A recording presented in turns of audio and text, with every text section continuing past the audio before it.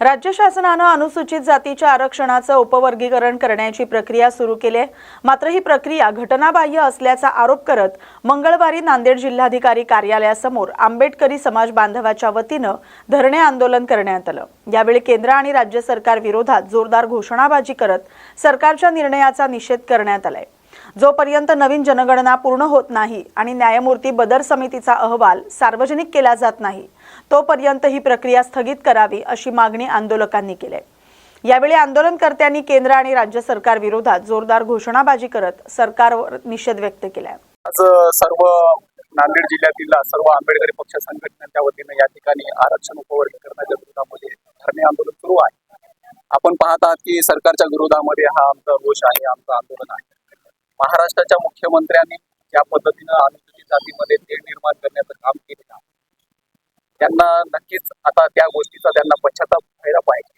आज महाराष्ट्र पूर्ण पेटलेला आहे, ज्या पद्धतीने त्यांनी भांडणं लावलेली आहेत ती त्यांनी तातडीनं थांबवणं गरजेचे आहे। आणि जे काही त्यांनी जे खेळ करत आहे उपवर्गीकरणाच्या आडून आणि जे काही मनुवादी षडयंत्र आहे त्यांची आंबेडकरी चळवळीच्या वतीनं आम्ही ते हाणून पाडणार आहोत।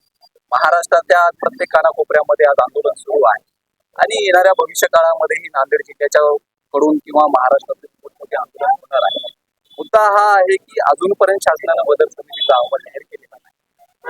30 तारखेपर्यंत शेवटची तारीख दिलेली आहे अहवाल म्हणजे सादर करण्याचं आमचं म्हणणं आहे। पण आक्षेप नोंदवायचा तर अजूनपर्यंत तुम्ही अहवाल का दिला, हा एक महत्वाचा मुद्दा आहे आणि ह्या महत्वाच्या मुद्द्यावरच आजचं आमचं हे आंदोलन आहे।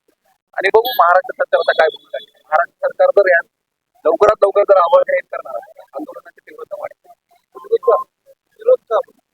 विरोध उपवर्गीकरण जे आहे आणि हे उपवर्गीकरण भारतीय संविधानानं जे काही आरक्षणाची जे काही साचा निर्माण केलेला आहे त्या साचा मोडण्याचं काम भाजप करत आहे आणि ते आम्ही होऊ देणार नाही। उपवर्गीकरणाच्या आडून भाजपाचं षडयंत्र आहे अनुसूचित जातीमध्ये भांडणं लावण्याचं, तेढ निर्माण करण्याचं आणि जे काही बामणी कावा आहे देवेंद्र फडणवीस तो बामणी कावा करत आहेत ते आम्ही होऊ देणार। मातंग समाज म्हणतोय की आम्हाला आरक्षणाचा फायदा होत नाही। मातंग समाज म्हणत नाही तर भाजपातील काही हस्तक जे नेते लोक आहेत त्यांची ही मागणी आहे। संपूर्ण मातंग समाजाची ही मागणी नाही। मुळात सुप्रीम कोर्टाच्या ज्या गाईडलाईन आहेत सरकारकडे कुठलाही इम्पिरियल डेटा अवेलेबल नाही आणि आज मातंग समाजातील काही लोक कर्नाटक आणि तेलंगणाचं उदाहरण देत आहेत तर त्यांनी बघावं की तेलंगणा सरकारनं आज काय भूमिका घेतली। तेलंगणा सरकारने उपवर्गीकरण लागू केलं आणि नंतर घुमजाव केलेला आहे। त्यामुळे देवेंद्र फडणवीसांना जो पॉलिटिकली त्यांना अजेंडा निर्माण करायचा आहे आरक्षणाच्या उपवर्गीकरणाच्या आडून ते आम्ही होऊ देणार नाही। बाबासाहेबांनी दिलेले हे हक्क आणि अधिकार आहेत आणि हक्क आणि अधिकार साबूत ठेवण्यासाठी आम्ही लढू आणि महाराष्ट्र सरकारला याच्यामध्ये माघार घ्यावी लागणार आहे हे आमचं म्हणणं आहे। फुलंब्री तहसील कार्यालय इथं सुरक्षेचा गंभीर प्रश्न निर्माण झालाय। कोट्यवधी रुपयांचा निधी खर्चून उभारलेल्या 3 मजली इमारतीत दररोज नागरिकांची मोठी गर्दी असते।